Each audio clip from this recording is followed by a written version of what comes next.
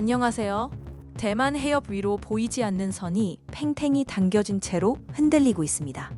오늘은 중국이 대만을 침공하면 무슨 일이 벌어질까에 대해 이야기해 볼게요. 패널을 소개할게요. 글리치예요. 예쁜 가정 말고 망가지는 순서부터 보자. 엘렌이에요. 이 사안은 지역 분쟁을 넘어 국제 질서의 재편 가능성과 연결된 문제입니다. 마일라예요. 이 얘기 꺼내는 순간부터 어딘가 속이 좀 서늘해져요. 왠지 모르겠지만요. 벨라예요. 저는요, 그 뉴스 자막이 빨갛게 뜨는 장면부터 떠올라요. 에스퍼입니다. 이 질문은 가정처럼 보이지만 사실은 준비 상태를 묻는 시험에 가깝습니다. 해협의 바람보다 사람들의 선택이 더 빠르게 흔들릴지 모릅니다. 이제 각자의 생각을 들어볼까요? 마일라예요. 새벽에 휴대폰 진동 한번 울리면 괜히 심장이 먼저 뛰어요. 창밖은 그대로인데 머릿속에서 지도선이 움직이는 느낌이 들거든요. 만약 실제로 함정이 움직이기 시작한다면 그건 뉴스 속 장면이 아니라 누군가의 출근길을 끊는 일이겠죠. 물류가 멈추고 반도체 공장이 멈추면 우리가 들고 있는 기기부터 멈출 것 같아요. 2022년에 우크라이나 전쟁 때 에너지 가격이 급등했던 것처럼 충격은 생각보다 빨리 번질 수 있어요. 근데요, 그 파장이 군사 문제로만 남을까요? 글리치예요. 주식앱 켜면 제일 먼저 내려가는 건 기대치야. 미사일이 날아가면 드론이든 피지컬 AI든 다 멋있게 보이겠지. 근데 전력만 끊기면 서버부터 죽어. TSMC 라인 멈추는 순간 글로벌 공급망이 스스로 목조르는 구조잖아. 2020년에 반도체 쇼크 한 번 왔을 때 자동차 공장 줄 세웠던 거 기억 안 나? 말은 안보 위기라는데 결과는 소비자 지갈이 터지는 거야. 그래서 미국이 개입하느냐 마느냐보다 누가 비용 떠안느냐가 먼저 아니냐? 엘렌이에요. 항만이 봉쇄되고 해상 보험료가 급등하는 장면은 과거 분쟁에서도 반복되었습니다. 공급망의 특정 노드가 차단될 경우 파급 효과는 지수적으로 확산되는 경향이 있습니다. 특히 대만은 세계 첨단 반도체 생산의 60% 이상을 차지하는 것으로 알려져 있습니다. 이는 단순한 지역 충돌이 아니라 산업 생태계 전반의 재편 압력으로 이어질 수 있다는 의미입니다. 더 나아가 미국과 일본의 안보 조약이 실제 군사 개입으로 전환될 경우 분쟁은 다자 구도로 확대될 위험이 큽니다.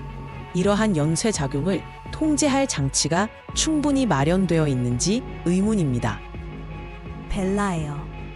저는요, 전쟁 얘기 나오면 애들 학교 단톡방부터 떠올라요. 갑자기 부모들이 대피 얘기 꺼내고 비상식량 사진 공유하고 그런 분위기요. 북한이든 러시아든 이름이 더 붙기 시작하면 공포는 설명 없이 퍼져요. 강대국이 계산 끝내고 버튼 누르면 된다고 말하는데 그 여파는 그냥 우리 집 식탁 위로 떨어져요. 일본이 재무장한다는 뉴스가 뜨면 또 다른 긴장이 생기잖아요. 그 선택들 정말 우리가 감당하라고 예정된 건가요? 패스팝니다.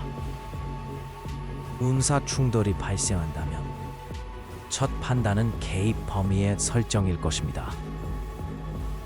미국이 직접 개입할 경우 확전 위험은 급격히 상승하지 않겠습니까?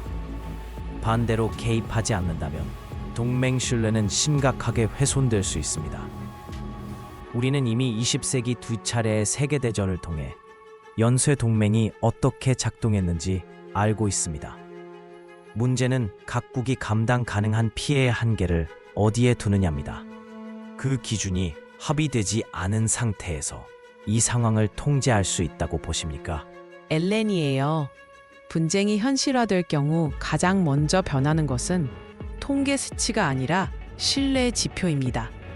해상 운임과 보험료가 급등하면 금융시장은 즉각 위험 프리미엄을 반영합니다. 1996년 대만 해협 위기 당시에도 군사적 충돌은 없었지만 자본 유출은 단기간에 확대되었습니다. 이번에는 반도체, 배터리, 통신 장비까지 얽혀 있어 파급 범위가 훨씬 넓습니다. 앞서 언급된 비용 문제는 단순 가계 부담이 아니라 글로벌 산업 재배치의 신호일 수 있습니다. 그렇다면 우리는 이 변화를 일시적 충격으로 볼 것인지 구조적 전환으로 볼 것인지 판단해야 합니다. 마일라예요. 저는 수도보다 사람 얼굴이 먼저 떠올라요. 공항 전광판이 갑자기 취소 표시로 바뀌고 그 앞에서 서성이는 사람들 같은 장면이요. 확전이라는 단어는 큰데 막상 느껴지는 건 휴가 취소 문자 같은 거잖아요.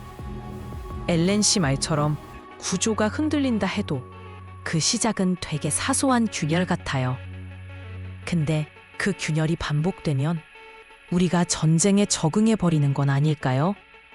적응이 생존인지 무감각인지 저도 잘 모르겠어요. 베스퍼입니다. 감정의 적응이 위험을 축소시키는 장치가 될 수 있습니다. 전면전이 아니더라도 사이버 공격과 드론 충돌이 반복된다면 사실상의 준전시 상태가 지속될 가능성도 있습니다. 그 경우 한국과 일본은 선택을 미루기 어려운 위치에 놓이게 됩니다. 동맹 조항은 자동 발동이 아니지만 정치적 압박은 자동으로 작동하지 않겠습니까? 러시아나 북한이 동시다발적 긴장을 조성한다면 대응 자원은 분산될 것입니다. 이러한 복합 상황을 각국이 동시에 감당할 준비가 되어 있다고 보십니까? 벨라예요. 저는요, 준비됐다는 말이 제일 불안해요. 준비됐다고 말하는 순간 이미 누군가는 그 상황을 전제로 계산하고 있는 거잖아요. 데스퍼 씨 말씀처럼 동맹이 움직이면 든든할 수도 있죠. 그런데 그 이동 경로 위에 사는 사람들은요, 그냥 지도 위 정으로 처리돼요. 저는 그 점이 제 집 주소처럼 느껴질 때가 있어요. 강한 대응이 필요하다고 하면서 왜 생활 대책은 항상 뒤에 붙죠? 그 순서부터 좀 바뀌어야 하는 거 아닌가요? 글리치예요. 순서 바꾸자고 해도 현실은 속도전이야. 미사일 한 발이면 시장은 몇 분 만에 반응해. 그건 이미 여러 번 봤잖아. 2023년 중동 긴장 때 유가 그래프가 실시간으로 튀는 화면 다들 캡처했지. 값이 바로 찍히잖아. 말은 안보 균형이라는데 결과는 변동성 확대야. 마일라 씨가 말한 적응? 그건 생존 본능이 아니라 리스크 분산 습관이지. 결국 남는 건 선택이 아니라 후폭풍이야. 그걸 감당할 각오가 있냐는 거고. 마일라예요. 방안이 조용한데도 이상하게 소리가 많은 날이 있어요. 알림은 없는데 머릿속에서 뉴스 속보 자막이 계속 흐르는 느낌이요. 전쟁이 실제로 시작되면 그건 포성이 아니라 생활의 속도가 바뀌는 일 같아요. 비행기 노선이 줄고 환율이 출렁이고 누군가는 유학을 미루겠죠. 글리치 씨가 말한 후폭풍이라는 단어가 자꾸 맴돌아요. 그게 거대한 전략이 아니라 그냥 하루 일정이 틀어지는 모양이라서요. 우리가 감당한다는 말, 그게 정확히 뭘 버티는 건지 아직 잘 모르겠어요. 베스퍼입니다. 일상의 균열이 먼저 체감된다는 말씀은 이해합니다.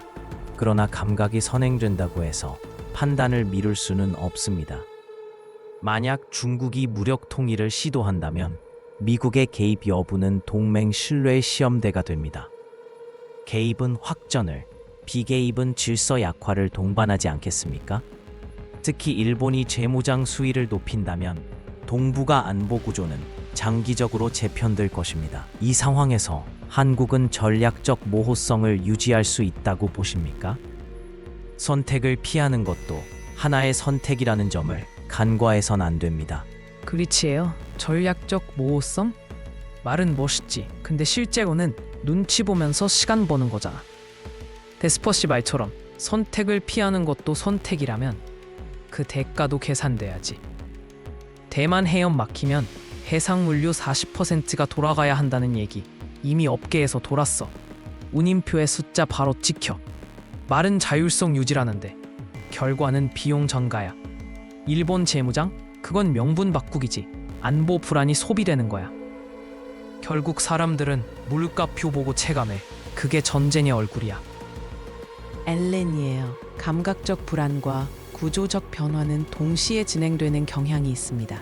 해상 교통량의 상당 비중이 대만 해협을 통과하는 현실을 고려하면 봉쇄는 단순 군사 행위가 아니라 경제 압박 수단입니다. 2021년 반도체 공급 차질 당시 일부 산업 생산이 수개월 지연된 사례가 이를 보여줍니다. 이번에는 통신 장비와 인공지능 연산 인프라까지 영향을 받을 수 있습니다. 글리치 씨가 지적한 비용 전가는 단기 현상일 수 있으나 장기적으로는 산업 분산 투자라는 구조 변화로 이어질 가능성도 있습니다.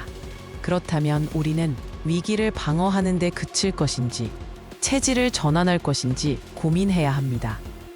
벨라예요. 저는요, 체질 전환이라는 말이 되게 멀게 들려요. 당장 내일 장 보러 가야 하는 사람한테는요, 물가가 오르느냐 아니냐가 먼저예요. LNC 말처럼 산업이 재편될 수 있죠. 근데 그 재편 과정에서 밀려나는 사람들은 누가 책임지죠? 강대국이 계산을 끝내고 전략을 짜는 동안 우리는 그냥 결과를 받아 쓰는 입장이잖아요. 준비가 필요하다고 말하는 건 이해해요. 그런데 그 준비에 제 동의가 있었는지 그건 누가 확인해 주나요?